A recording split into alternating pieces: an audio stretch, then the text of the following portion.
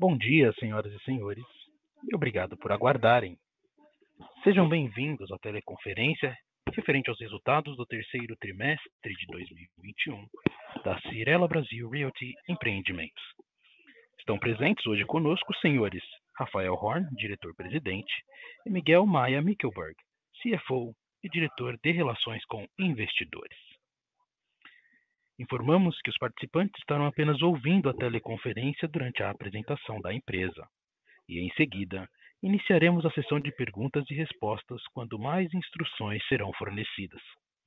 Caso algum dos senhores necessite de alguma assistência durante a conferência, queiram, por favor, solicitar a ajuda de um operador, digitando *0. Informamos também que essa teleconferência será conduzida em português pelo management da companhia e a teleconferência em inglês será realizada por tradução simultânea. Este evento também está sendo transmitido simultaneamente pela internet via webcast. Antes de prosseguir, gostaríamos de esclarecer que eventuais declarações que possam ser feitas durante esta teleconferência, relativas às perspectivas de negócios da companhia, projeções e metas operacionais e financeiras, constituem-se em crenças e premissas da diretoria da Cyrela, bem como em informações atualmente disponíveis para a companhia. Considerações futuras não são garantias de desempenho e envolvem riscos, incertezas e premissas. Estas se referem a eventos futuros e, portanto, dependem de circunstâncias que podem ou não ocorrer. Investidores devem compreender que condições econômicas gerais, condições da indústria e outros fatores operacionais podem afetar os resultados futuros da empresa e podem conduzir a resultados que diferem materialmente daqueles expressos em tais considerações futuras. Gostaria agora de passar a palavra ao Sr. Rafael Horn, que iniciará a apresentação. Por favor, Sr. Rafael, pode prosseguir. Bom dia a todos. O terceiro trimestre de 2021 foi marcado por uma deterioração nas perspectivas macroeconômicas do país. A inflação acima do previsto, somada a um aumento da incerteza com relação à manutenção do arcabouço fiscal brasileiro, causaram uma elevação acentuada na curva de juros, trazendo como consequência uma turbulência nos preços dos ativos no mercado de capitais e também um impacto operacional no nosso setor, uma vez que a inflação mais alta e a expectativa de juros maiores potencialmente causam uma redução na demanda. Por outro lado, com o avanço da vacinação em escala nacional, conseguimos retomar nossas atividades, em especial nos estandes de venda. A qualidade dos nossos produtos se destacou e conseguimos apresentar uma performance operacional sólida no período, apesar do cenário mais desafiador. Reportamos um desafio de vendas de 1.306 bilhões no período, valor 20% inferior ao registrado no mesmo período do ano anterior e 13% abaixo do trimestre anterior.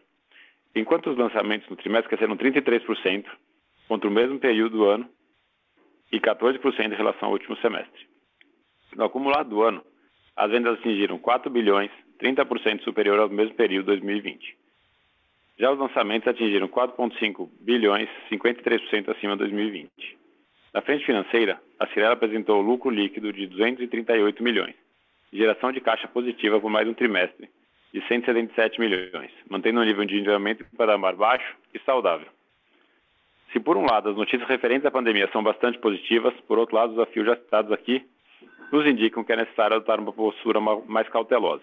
Dessa forma, continuamos trabalhando para entregar os melhores resultados aos nossos acionistas. Agora, vamos comentar o nosso resultado operacional. No do ano, lançamos 12 novos produtos, com VGV de 2,2 bilhões, 33% maior que o mesmo trimestre do ano anterior. Excluindo as permutas e no percentual Cyrela, o volume lançado no ano foi 56% superior a 2020. A participação da companhia no volume lançado no trimestre foi de 90%. Nos slides 6 e 7, destacamos os principais lançamentos. Passando ao slide 8, vamos falar do nosso desempenho de vendas. No terceiro trimestre de 2021, as vendas contratadas alcançaram 1,4 bilhões, uma redução de 20% em relação ao terceiro trimestre de 2020. Excluindo as permutas, as vendas do trimestre atingiram 3,2 bilhões do percentual Cyrela, 30% maior do que os 9 meses de 2020. O estado de São Paulo respondeu por 57% das nossas vendas. No slide 9, vamos falar da nossa velocidade de vendas. O VSO anual da companhia foi de 49,6%. Observando a velocidade de vendas por safra de lançamentos, os projetos lançados neste trimestre foram 33% vendidos. No slide 10, vamos falar do estoque total da Cyrela. Ao final do trimestre, o estoque a valor de mercado totalizou 6,5 bilhões de reais, um crescimento de 18% em relação ao trimestre anterior, puxado pelos lançamentos do período. A movimentação de nosso estoque pode ser vista no gráfico à esquerda. No slide 11, detalharemos o estoque pronto. Neste trimestre, vendemos 17% de estoque pronto no início do período. Agregando o estoque de empreendimentos entregues no período e a precificação das unidades a valor de mercado, o estoque pronto apresentou queda de 13% em relação ao segundo trimestre de 2021. No slide 12, vamos falar sobre as unidades entregues. Neste trimestre, a Cyrela entregou 6 projetos, totalizando 925 unidades e um VGV de lançamento de 642 milhões. No ano, foram entregues mais de 2.650 unidades, em 15 empreendimentos, que representavam um VGV de lançamento de 1,4 bilhão. No slide 14, falaremos sobre os nossos resultados financeiros. A receita líquida da companhia atingiu 1,3 bilhões no trimestre, 9% maior do que o segundo TRI de 2021 e 11% superior ao mesmo trimestre do ano anterior. No ano, receita de 3,5 bilhões, que foi 52% maior do que nos 9 meses de 2020. O lucro bruto do trimestre foi de 447 milhões, 18% superior ao trimestre passado e 3% maior que o apresentado no segundo trimestre de 2021. No ano, o lucro bruto somou 1,2 bilhão, 68% maior do que nos 9 meses de 2020. Apresentamos no trimestre lucro líquido de 238 milhões, comparado ao lucro de 1,4 bilhões no terceiro trimestre de 2020 e ao lucro de 267 milhões no segundo trimestre de 2021. No ano, o lucro líquido atingiu 697 milhões. Vamos ao slide 15, que fala sobre a nossa rentabilidade. No terceiro trimestre de 2021, o nosso Return on Equity, medido como lucro líquido dos últimos 12 meses sobre o PL médio, foi de 15,4%. No slide 16, falaremos sobre endividamento. A dívida bruta ao final do trimestre somava 3,4 bilhões. Com a posição de caixa de 3 bilhões, nosso endividamento líquido foi de 381 milhões. Do total da dívida bruta, 83% é de longo prazo. Nosso endividamento líquido em relação à PL alcançou 5,8%, 3,1 pontos percentuais abaixo do trimestre passado. No slide 17, falaremos sobre a geração de caixa. No terceiro trimestre de 2021, obtivemos uma geração de caixa de 177 milhões, comparada à geração de 87 milhões do trimestre passado. Agora, o Rafa e eu passaremos à sessão de perguntas e respostas. Obrigado. Iniciaremos agora a sessão de perguntas e respostas. Caso haja alguma pergunta, por favor, digitem *1. Se a sua pergunta for respondida, você pode sair da fila digitando *2. As perguntas serão atendidas na ordem em que são recebidas. Solicitamos a gentileza de tirarem o fone do gancho ao efetuarem a pergunta. Dessa forma, uma ótima qualidade de som será oferecida. Nossa primeira pergunta vem de Gustavo Cambauva, BTG Pactual. Oi, pessoal, bom dia. Eu queria fazer uma pergunta, mais, enfim, sobre a perspectiva aí que vocês estão vendo de lançamento para frente, né? Vocês até comentaram, né, a dificuldade que está esse momento atual de prever o cenário macro, enfim, e até, pelo que eu entendi, vocês estão um pouco mais cautelosos aí. O quarto TRI sempre foi um TRI muito forte, né, historicamente, para vocês de lançamento, e enfim, vocês têm um land bank grande. Eu queria entender, enfim, como vocês estão vendo lançamento agora, não só no quarto TRI, mas também pensando em 2022, né? A ideia, vocês acham que talvez seja diminuir um pouco de tamanho em relação a esses volumes aí do ano passado, desse ano? Vocês acham que, enfim, dá para crescer alguma coisa? Como é que vocês estão pensando o ano que vem? Obrigado. Fala, Camba. É o Rafa aqui.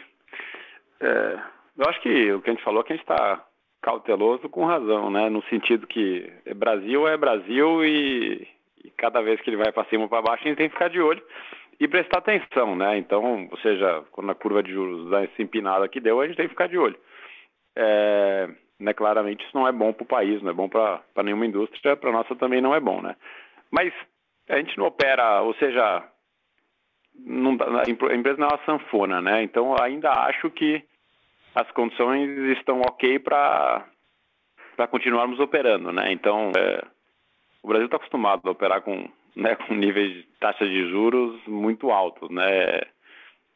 Aqui machuca um pouco menos do que no resto do mundo, né? Então eu acho que claramente não é um cenário para ficar muito animado, né? Então não estamos otimistas, mas eu acho que estamos, né? Acho que Brasil com ressalvas, mas sempre anda, né? Então acho que a gente vai continuar fazendo o que a gente está fazendo. A gente já tem um land bank bom para 22, 23, claramente não vamos pensar em crescer agora, né? Mas acho que 22, 23 já está dentro de casa, são bons produtos, a gente acha que vai dar para navegar, né? Mas de novo, pode melhorar, pode piorar. No cenário atual, acho que dá para navegar 22, 23 com o que a gente já tem dentro de casa. Acho que o principal ponto é não sair acelerando compra de terreno agora, né? Acho que é mais isso, né? Ou seja, se a gente tinha algum pensamento de crescer um pouquinho mais no que temos dentro de casa, acho que é mais isso, né? Não parece ser a hora de acelerar. Não, tá ótimo, Rafael. Ficou claro, sim. Só uma dúvida até, nesse, você falou, né, de talvez não comprar tanto terreno, também esse cenário macro talvez um pouco pior, não mudou ainda do ponto de vista de talvez de vendedor de terreno, não tem aparecido também coisa muito melhor ou muito diferente do que estava aí há 6 meses atrás. Esse mercado de terreno, de alguma maneira mudou um pouco ou também não mudou muito, não? Acho que ainda não mudou, Campo. Acho que vai mudar se tiver crise, né? A mudança é só na crise. Acho que ainda não tem, né? Acho que as condições financeiras deterioraram bastante. VSO caiu um pouquinho, mas não é uma crise, né? Ainda nem a nível país, né? Nem para o nosso setor. De muitos anos de crise, os terrenos baixam de preço, né? Mas precisa de muito tempo, né? Acho que ainda não aconteceu muita coisa em terrenos. Obviamente, se tiver crise, vai ter bastante oportunidade, mas acho que não é o cenário, né? Deve ter menos competição por terreno, sim, né? Então tem menos competição, mas ainda os preços não devem ser muito mais baratos do que eram, não. Tá ótimo. Obrigado, Rafael. Bom dia.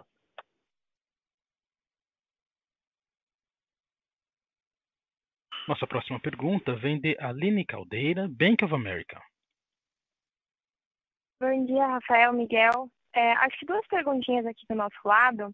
Primeiro, olhando um pouco para o estoque, vocês podem dar uma cor para a gente do que vocês têm aí no performado e para entregar no ano que vem, em termos de mix, o tipo de produto? Só para entender um pouquinho mais do que vocês estão colocando de ativo físico, né, de fato, no mercado ano que vem. E segundo, será que vocês podem comentar um pouco do que vocês viram na dinâmica de VSO no TRI e principalmente o que vocês estão vendo agora na ponta? É mais para entender se vocês enxergam que pegou um pouquinho nesse TRI foi o timing dos lançamentos, ou se é de fato o affordability dando uma deteriorada na ponta, ou talvez um humor um pouco pior com os lançamentos e o não performado frente ao INCC que ainda está um pouco alto. Obrigada. Fala, Aline. Acho que os VSOs, em geral, eles vão cair, né? Em relação ao que tínhamos no passado, né? Ou seja, talvez tivemos 2 anos, minhas datas não são muito precisas, mas 2, 3 anos muito bons. Os VSOs muito, muito altos. Acho que é natural esperar um pouquinho, esperar que baixe, né? Então, acho que tem um pouquinho de efeito lançar no final do TRI, mas a gente acho que a gente está satisfeito com nossos VSOs atuais, na média, né? Acho que tem alguns produtos até nos surpreendendo, tem um ou outro produto que foi abaixo do que a gente esperava, mas em geral eu diria que vamos esperar VSOs mais baixos. Foram tempos muito bons, né? Os últimos 2, 3 anos foram muito bons e nada que é bom dura para sempre, e agora é uma realidade de VSO mais realista, né? Então acho que não tem mais aquele cenário de zerar no lançamento, né? Não tem mais isso, né? Agora é ter fôlego e vender estoque bem aí, lançar, vender bem e seguir vendendo aí ao longo da obra, que é algo também que a gente está acostumado, né? Tem a fase de zerar o lançamento, tem a fase de lançar e vender bem até as chaves, que é o mais importante para nós, né? O pior dos mundos é aquela fase que você vende mal até o estoque, até as chaves e carrega estoque depois de ficar pronto, né? Acho que ainda não estamos nesse cenário e esperamos que não cheguemos nisso, né? Então acho que agora o cenário é de vender até as chaves e parece que estamos conseguindo, né? Não sei se é os atuais que nós estamos lançando, acho que tudo indica que esse é o trend agora. O Miguel vai responder a outra pergunta. Bom dia, Aline. Falando um pouco sobre perfil de estoque, a gente teve um ano bom de venda de estoque pronto, vendemos bastante coisa de luxo, Heritage, o 160 já tinha ido muito bem no ano passado, vendemos bastante reserva Golf esse ano também, então hoje o estoque pronto caiu bastante e ele está concentrado em alguns produtos comerciais, alguma coisa de unidades hoteleiras também, que é um pouco mais difícil, e essas unidades aí de luxo e projetos recém-entregues estão indo com uma performance muito boa. Olhando para frente, no ano que vem, a gente entrega 5,3 bi, considerando o VGV de lançamento, e esses projetos já estão 86% vendidos. Então, a gente só entrega 700 milhões de estoque, considerando o VGV de lançamento, né? Um pouco mais do que isso por causa da correção. Desses projetos, 50% é marca Cirela e a Living tem mais 26%. Então, dá 77% entre Cirela e Living. Então, tem pouca coisa Minha Casa Minha Vida. Aí, 2023 tem um pouco mais de Minha Casa Minha Vida no mix, e o percentual vendido está um pouco mais baixo. O que a gente entrega em 23, hoje já está 63% vendido. Então, também, assim, a gente tem safras aí com uma performance muito boa, né? Não vamos entregar tanto estoque, as safras já estão bem vendidas e continuam tendo uma performance, assim, a cada mês a gente vende um pouco mais. Perfeito, ficou muito claro, pessoal. Obrigada. Bom dia.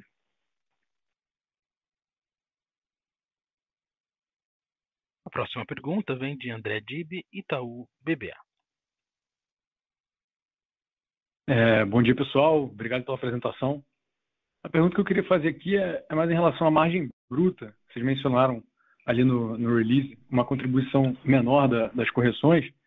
E aqui, se a gente for olhar para alguns pares, eles acabaram reportando uma margem bruta até um pouco mais forte nesse trimestre, com efeito positivo do INCC na carteira, e que essa carteira roda com uma defasagem de mais ou menos uns 2 meses. Esse efeito da defasagem do INCC na carteira funciona para vocês também? E também, se puderem falar se teve algum outro fator que pode ter pesado aqui na margem também. E finalmente, se puderem comentar também do lado de custo, se deveria ser esse patamar mais estável mesmo daqui para frente, ou se tem algum insumo ainda que ainda possa preocupar. Obrigado. Bom dia, André. Obrigado pela pergunta. Falando um pouquinho sobre a margem, aqui a nossa correção tem uma defasagem de 1 mês, então um pouquinho diferente da dinâmica de alguns outros players, deu um pouco de diferença porque o INCC de maio tinha sido forte, para nós já pegou no segundo tri. Fora isso, um outro fator importante é que a gente reconhece a receita financeira das nossas carteiras performadas no top line também, né? E o IGPM caiu demais, e a nossa carteira performada ela é predominantemente IGPM, e o GPM tinha sido acho que 9 e pouco no segundo tri, e agora foi acho que na casa de uns 2% nesse trimestre, o que a gente usou de correção.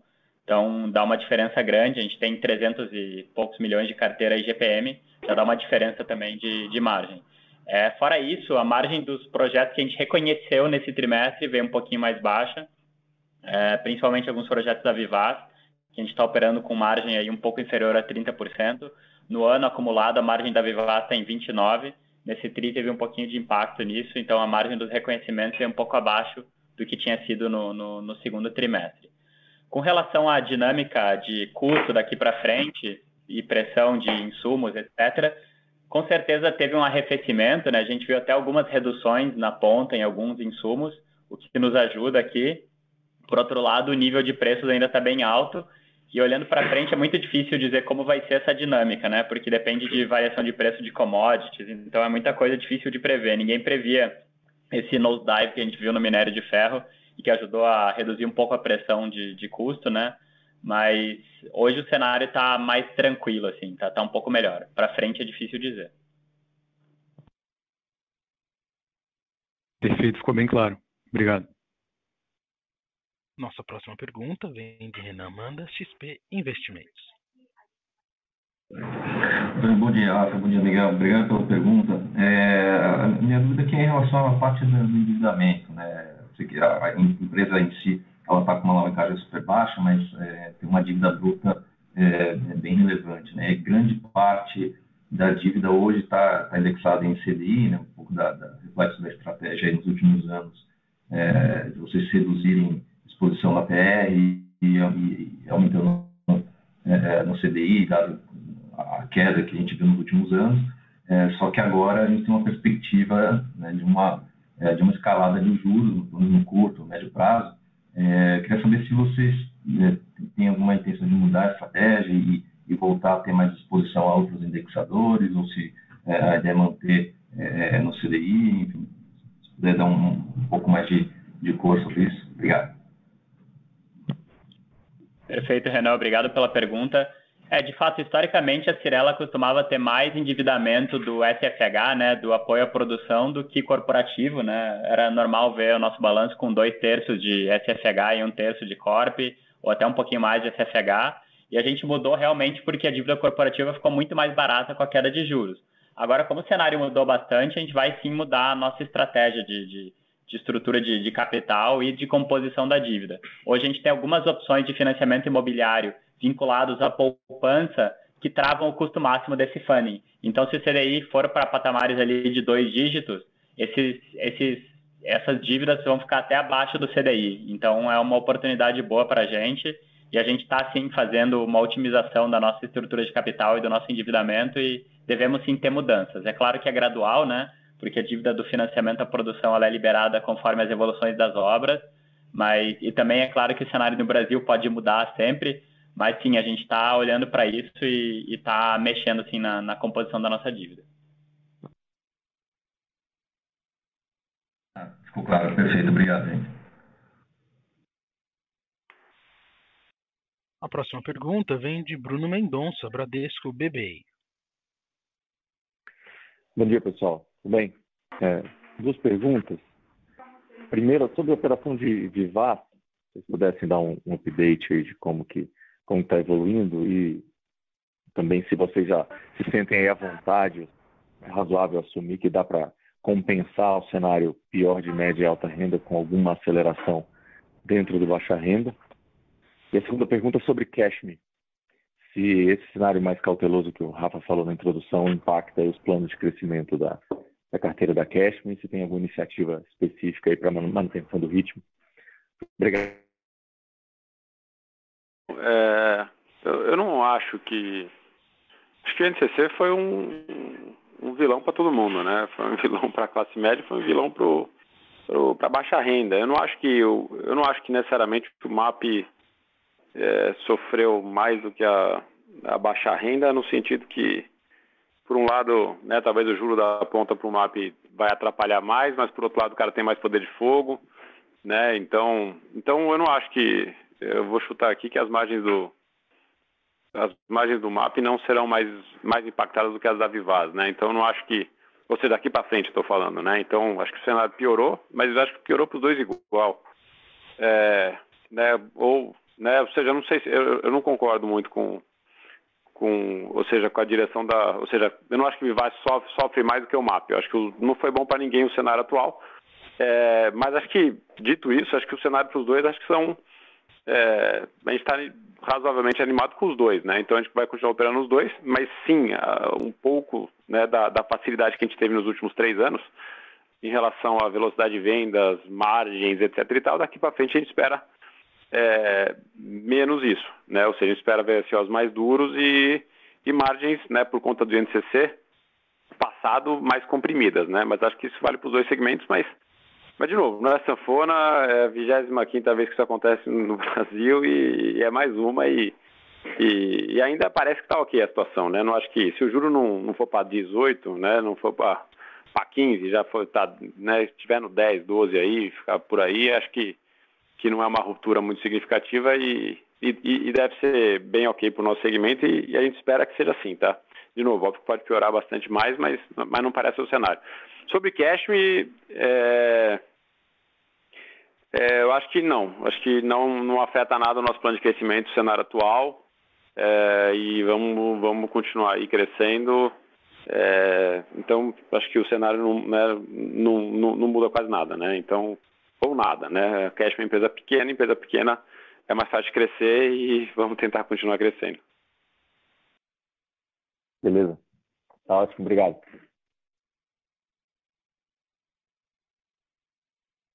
A próxima pergunta vem de Marcelo Mota, Banco JP Morgan. Bom dia.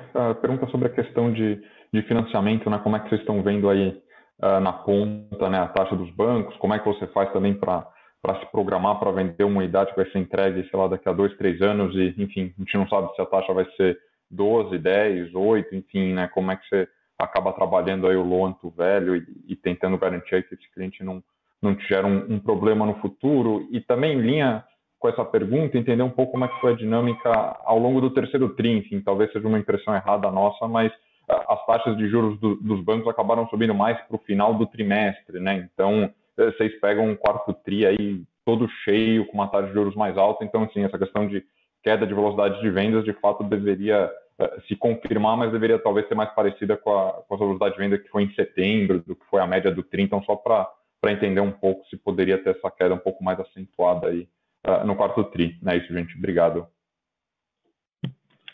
Bom dia, Mota. Obrigado pela pergunta. De fato, é difícil se preparar para aumentos, né, da taxa de juros, mas o que a gente sempre faz é o seguinte: quando a gente faz análise de crédito dos nossos clientes, a gente sempre utiliza na análise uma taxa superior à que está sendo praticada no momento. Então, quando a gente tinha taxa de 6,7%, a gente fazia análise de crédito supondo que os clientes iriam financiar a 8,2%. Tinha 150 bips de gordura.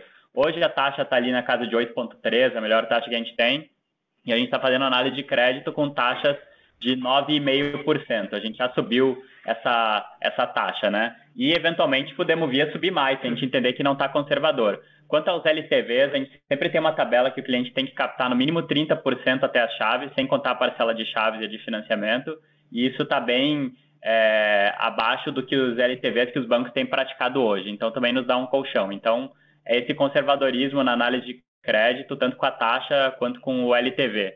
Com relação a vendas, sinceramente, no lançamento, o aumento da taxa de juros impacta pouco, porque o cliente não está pensando tanto em quanto vai ser a taxa que ele vai tomar de financiamento daqui a 3 anos, quando ele está indo no stand comprar, né? Se ele passou na análise de crédito, tudo bem. E a gente aqui tem um produto com padrão bom, com preço alto e um cliente de alta renda, né?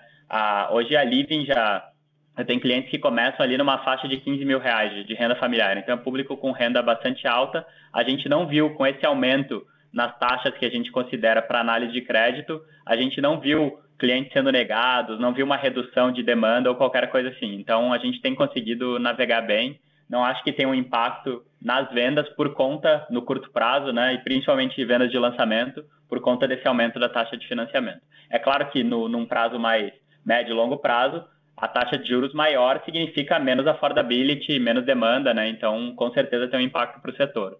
Mas a gente não vê assim na ponta lançamentos sendo impactados por conta do aumento da taxa. Perfeito. Obrigado, Miguel.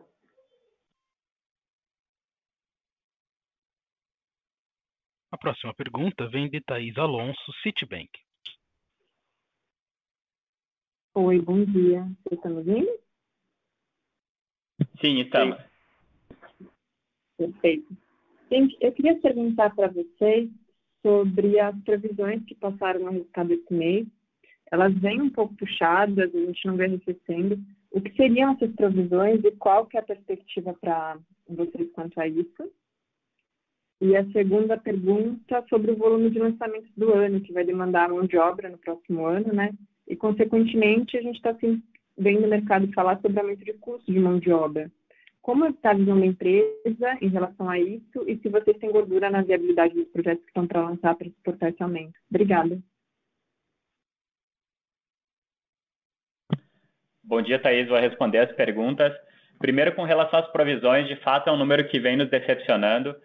Os maiores impactos que a gente tem hoje são no CIVEL e em ações de defeitos de obra de condomínios antigos, né? Ações de reparos do condomínio, que a gente aqui classifica como defeitos de obra, ela representa mais ou menos 60% do volume do cível, que representa uns 70% do volume da contingência do ano. A gente espera para frente que esse volume se reduza, porque as novas entradas de ação estão se reduzindo, mas é uma linha que vem nos decepcionando aí, infelizmente, nos últimos anos. Com relação à pergunta de mão de obra, de fato, assim, como a gente está hoje lançando mais projetos do que a gente está entregando a cada mês, a gente a cada mês tem uma demanda por mais mão de obra, né? Por outro lado, a velocidade desse crescimento da nossa demanda já está bem menor. A gente mais do que dobrou o número de canteiros aí em um período de 2 anos e agora o volume de crescimento, a velocidade desse crescimento é bem menor. É um assunto que a gente presta atenção, sim. Mão de obra pode, sim, gerar uma pressão, mas a nossa engenharia, desde o final do ano passado, já estava preocupada com a mão de obra e a gente conseguiu navegar bem. A nossa mão de obra deve ter subido, assim, o dissídio, né? Não mais do que isso, então a gente tem conseguido navegar bem, mas é um assunto para prestar atenção. Eu acho que como a velocidade do crescimento se reduziu, também a necessidade não vamos ter uma necessidade tão acentuada, assim, que talvez ajude a evitar e mitigar esse tipo de pressão. O desemprego continua alto também é um fator, né, que contribui para evitar essa maior dificuldade, mas sim é um assunto que a gente presta atenção e na viabilidade o que a gente fez foi aumentar um pouquinho a nossa verba de imprevistos para a obra, então sim, eventualmente a gente tem um pouco de colchão a mais caso a gente tenha algum tipo de oscilação. Muito obrigada. Encerramos neste momento a sessão de perguntas e respostas. Gostaria de passar a palavra ao Sr. Rafael Horn para as últimas considerações. Por favor, Rafael, prossiga com suas últimas considerações. Obrigado a todos e nos vemos no próximo call. Obrigado. A teleconferência dos resultados da Cyrela está encerrada. Por favor, desconectem suas linhas e tenham um ótimo dia.